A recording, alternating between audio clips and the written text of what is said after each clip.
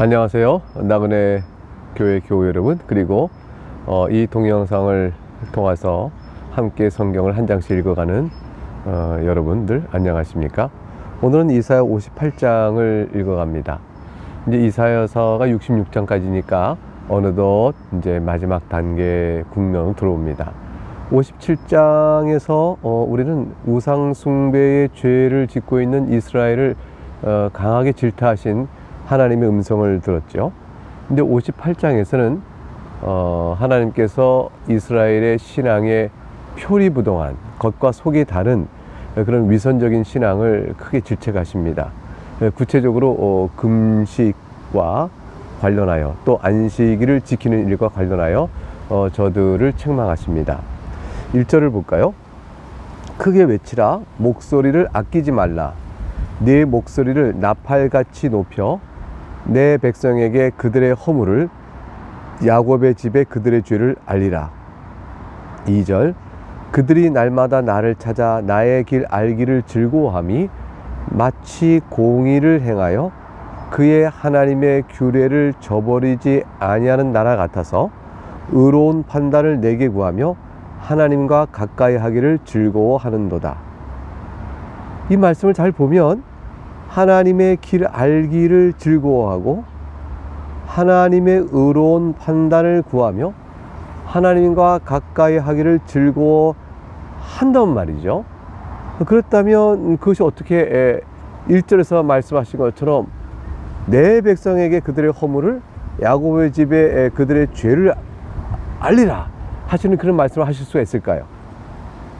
그것은 3절에서 그 답이 나옵니다. 우리가 금식하되 어찌하여 주께서 보지 아니하시오며 우리가 마음을 괴롭게 하되 어찌하여 주께서 알아주지 아니하시나이까. 이 말에서 바로 저들을 향한 하나님께서 허물과 죄가 있다, 이렇게 말씀하신 내용을 이해할 수 있게 됩니다.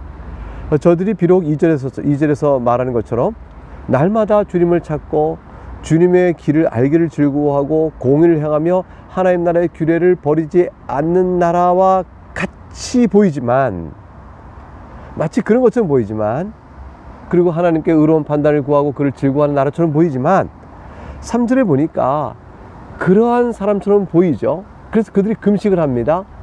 그리고 그들이 마음을 괴롭게 합니다.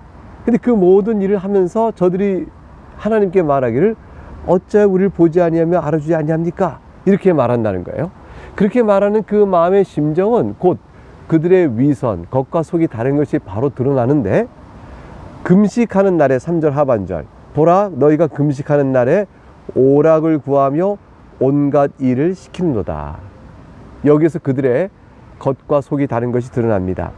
즉 금식한다고 하면서도, 예를 들어서 말이죠, 자신들은 육체의 즐거움을 꾀하고 그 위해서 오락을 구하고 자신의 종들과 노예에게는 말이죠, 피와 땀의 고욕을 여전히 부과하여 시켜서 자신들의 이익을 끝까지 보아나가는 일을 조금도 주저하지 않았다.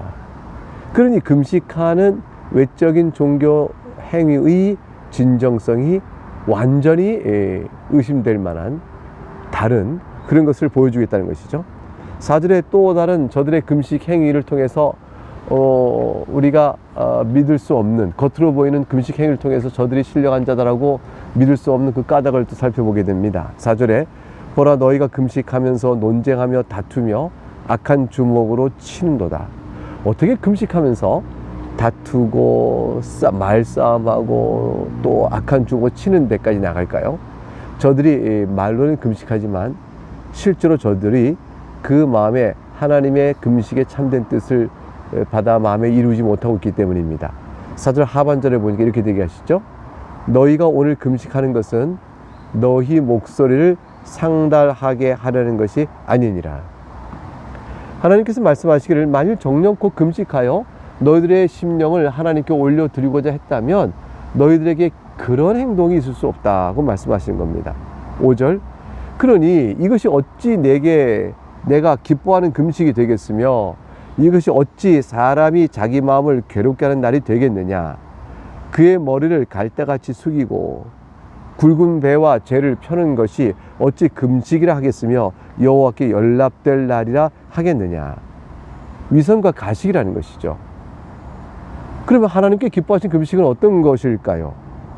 그저 굵은 배와 재를 피고 머리를 갈대같이 숙이고 오 하나님 우리를 불쌍히 여겨주세요 라고 말하는 것으로 금식이 될 수 없는, 그러면 하나님께서 기뻐하신 금식은 과연 어떤 것일까요? 6절과 7절에서 그 설명이 주어집니다. 먼저 6절을 보겠습니다. 내가 기뻐하는 금식은 흉악의 결박을 풀어주며 멍에의 줄을 끌어주며 압제에 당하는 자를 자유하게 하며 모든 멍에를 꺾는 것이 아니겠느냐. 너무나 당연한 거 아니겠느냐. 너희가 이 이치를 모르느냐. 세상 내가 말해줘야겠느냐. 그런 것이죠. 6절의 주제는 결국 자유케 하는 것, 그것이 6절의 초점입니다. 흉악의 결박, 멍에의 줄, 압제, 다시 꺾을 멍에, 이 모든 것들은 다 자유를 억압하는 것이죠. 당대의 권세가 또는 재력가 이런 사람들이 자기 밑에 종이나 또 가난한 백성들을 함부로 대하여 그들에게 부당한 짐을 이렇게 지우고 불법적인 이익과 노동의 착취와 그런 것들을 막 착취하면, 다시 말하면 인격적 관계가 아닌 비인간적이며 비인격적인 태도로 그들을 노동을 유린하고 그들을 해치면, 그러면 하나님께서 그러면서도 하나님께 나아가서 금식합니다라고 말한 것은 참된 금식이 아니고, 그러한 모든 일을 그치고 그런 악행을 다 그치고 중지하고 하나님께 나오는 것이 하나님께서 기뻐하신 금식이라. 이러한 것들은 모두가 다 근본적으로 마음이 부패 죄에서 오는 탐욕의 결과니까 그것들을 그치고 그걸 슬퍼하고 하나님께 나가는 것이 금식이잖아요. 자신에 있는 죄의 아픔을 탄식하고 주 앞에 나가는 것, 그것이 금식 아니겠습니까? 하나님께서 그것을 말씀하시는 것이죠. 하나님께 기뻐하는 금식은 자유하게 하는 겁니다. 자유를 억압했던 죄로부터 돌이켜 그것을 자유케 하는 것, 그것이 바로 금식입니다. 하나님께서 기뻐하시는 금식이 또 7절에 설명 나옵니다. 또 줄인 자에게 너의 양식을 나눠주며 유리하는 빈민을 집에 들이며 헐벗은 자를 보며 입히며 내 곤욕을 피하여 스스로 숨지 아니하는 것이 아니겠느냐. 이것의 주제는 결국 뭘까요? 긍휼입니다. 하나님께서 기뻐하시는 또 하나의 금식은 긍휼히 여기고 선을 베푸는 일이죠.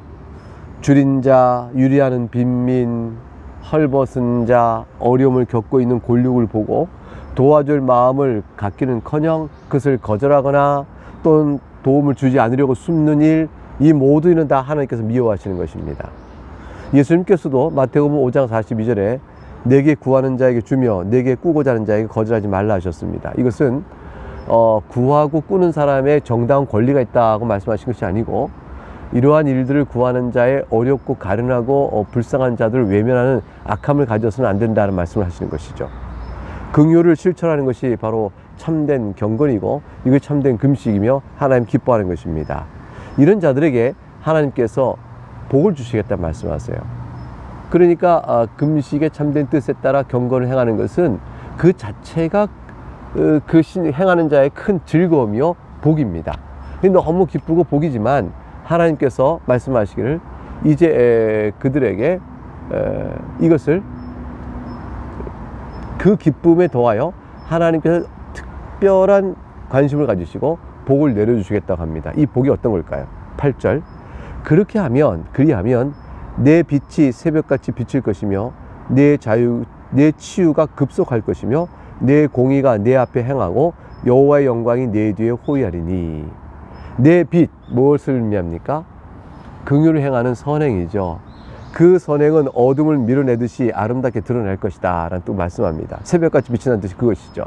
파괴하고 상처 입은 자들이 치유를 받는 일이 벌어질 것입니다. 그러면 하나님께서 너의 앞에 하나님 뜻에 따라 옳게 행하였다는 너의 공의를 쫙 인정되게 할 것이고, 너희 뒤에는 하나님을 영원하게 한 일이 인정되어지고, 그래서 하나님께서 너를 높이 자랑스럽게 여기게 될 것이다. 이게 너무 큰 복이죠. 하나님의 경건한 백성은 교회를 통해서 또 세상 속에 그의 아름다움이 드러나게 될 것입니다.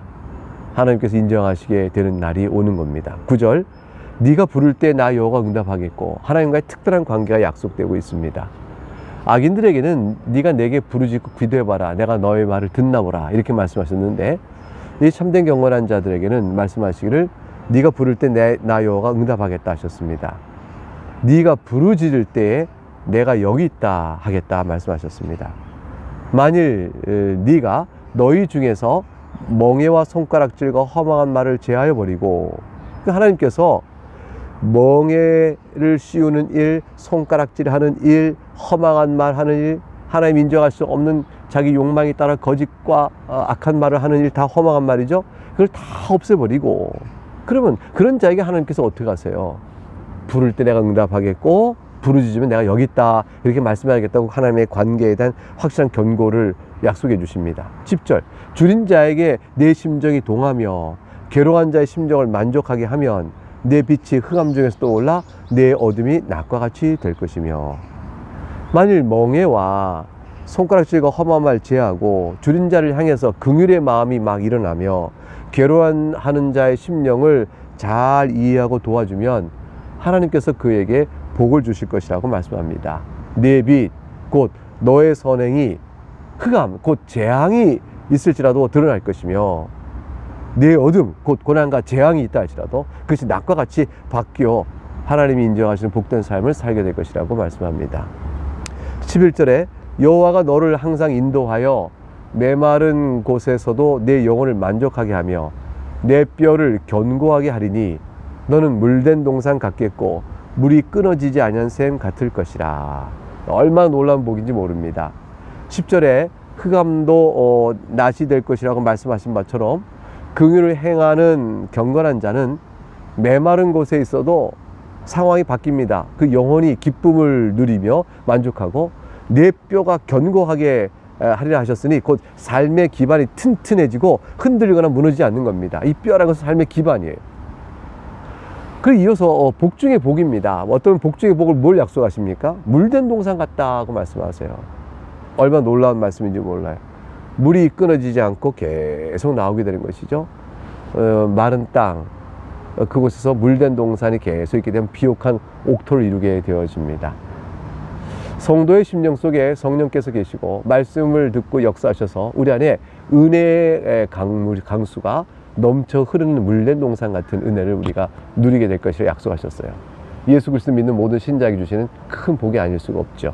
12절, 네게서 날짜들이 오래 황폐된 곳을 다시 세울 것이며 너는 역대 파괴된 기초를 쌓으리니 너를 일컬어 무너진 데를 보수하는 자라 할 것이며 길을 수축하여 거할 곳이 되게 하는 자라 하리라. 네게서 날짜들이 예루살렘을 회복할 것이라는 뜻이죠. 오래 황폐된 곳을 다시 세울 것이다. 역대 파괴된 기초, 이게 다 이제 예루살렘의 형편인데 바벨론 포로에서 돌아오니까 그게 다 오랫동안 다 황폐화되고 기초가 무너져 있는 겁니다. 무너진 데를 다시 보수하는 자여 길을 수축하여 세워갈 자라, 이렇게 되어 있으니 영적으로 보면 어떨까요? 영적으로 황폐하여 다 죄 아래에 있는 자들에게 이제 성령 안에 새롭게 돼서 심령에 하나님 나라가 이렇게 부흥케 되어지는 그런 일을 이루게 될 것이며 실제로 교회를 통해서 주의 나라를 이루어가는 일에 쓰임받는 일들이 있게 될 것이라. 너를 통하여 너 뒤에 오는 후사들이 네가 믿음으로 참된 경건을 이루고 나오게 되면 하나님께서 그러한 자들에게 주시는 복은 그 당대에 미치지 아니하고 믿음의 유산이 이어져서 그 후손들도 같은 신앙 안에서 하나님 나라를 이루어가는 큰 복을 누리게 될 것임을 말씀하시죠. 자녀들에게 신앙을 가르치고 그 모두에게 세상이 아니라 하나님만이 신뢰하고 의지할 우리의 힘이시다라는 사실을 가르쳐주는 것, 그것이 얼마나 소중한지 모르겠습니다. 13절에 만일 안식일에 네 발을 금하여 내 성일에 오락을 행하지 아니하고 안식을 일컬어 즐거운 날이라 여호와의 성일을 존귀한 날이라 하여 이를 존귀하게 여기고 내 길로 행하지 아니하며 내 오락을 구하지 아니하며 사사로운 말을 하지 아니하면, 이게 아니하면 하셨는데 만일 여호와의 성일을 존귀하게 여기지 아니하고 자기 길로 행하고 오락을 구하고 사사로운 말을 한다면 이것이 외식과 위선이 되어버립니다. 겉으로는 안식이라 하여 잘 지키는 것 같지만 그 마음 중심에는 하나님과 교통하는 화목히 된 기쁨을 즐거워하지 아니하고 안식일을 지키는 행위 자체, 주일날 교회 오는 하나의 종교적 행위 자체, 그 의무를 했다라는 것으로서 자기를 당당하게 여기면서 실제 나를 구원하신 예수 그리스도의 은혜를 생각하고 그 아들 내어주기까지 사랑하시는 하나님을 바라보는 그 소원의 그 낮은 마음으로의 예배 기쁨, 이런 것들에 대한 즐거움을 존귀히 여기지 않는다면, 그래서 주일을 가리켜서 즐거운 날이라 여기지 아니하면, 그 성일의 오락을 행하지 아니하면, 즉 자기의 탐욕과 즐거움을 꾀하는 대로 마음을 쓰지 아니하는 자, 그런 자가 되지 아니한다면 어떻게 될까요? 그런 자는 외식과 위선하는 자가 되겠죠. 그런데 하나님께서 말씀하시기를 안식일을 본래 뜻 가운데로 바르게 지키면 그런 자에게도 복이 주어질 것이라 약속하십니다. 14절에 나와 있는 것이죠. 네가 여호와 안에서 즐거움을 얻을 것이라. 내가 너를 높은 곳에 올리고 네 조상 야곱의 기업으로 기으리라. 여호와의 입의 말씀이니라.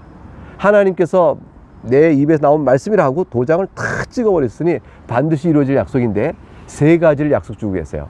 하나는 무엇이냐면 여호와 안에서 즐거움을 얻을 것이라. 사랑하는 교우 여러분, 하나님 안에서, 그리스도 안에서 즐거움 얻는 것이 우리의 가장 큰 이 땅의 큰 기쁨이 아니겠어요? 이걸 약속해 주고 계십니다. 예배를 잘 드리면 드릴수록 예배 안에서 즐거움을 얻고 하나님께서 우리에게 즐거움을 주시는 큰 기쁨을 누리게 되어집니다. 하나님 앞에 나가는 예배를 소홀히 하면 하나님 안에서 누리는 기쁨을 알 수가 없어요. 그래서 예배를 진심으로 소망 중에 바라며 경청에 듣고 집중하는 일이 우리에게 참 소중합니다. 두 번째 복은 내가 너를 땅의 높은 곳에 올리겠다 했습니다.